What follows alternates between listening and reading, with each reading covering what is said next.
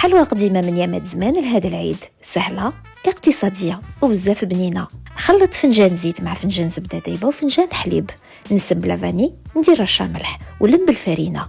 السكر ما كانش في هاد العجينة، من بعد نقول لكم علاش. الفرينة نزيدها حتى نتحصل على عجينة طرية وقابلة للتشكيل وبلا ما تيبسوها بيان سور.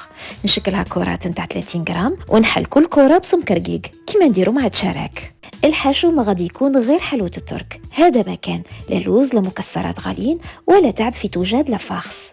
في كل حبة نحط 2 مغارف صغار ونسودي عليهم مليح، نقرص الجناب كي نكون اللوي ونسودي الأطراف من بعد ما نشكل السيجار ونزيد نحربش الحبة مليح باش العجين يغلق على حلوة الترك. راكم إذا ما غلقتوهاش مليح لا فارس تخرج وقت الطياب. دولي 12 دقيقة على 200 درجة ولازم يدو تحميرة خفيفة من الفوق.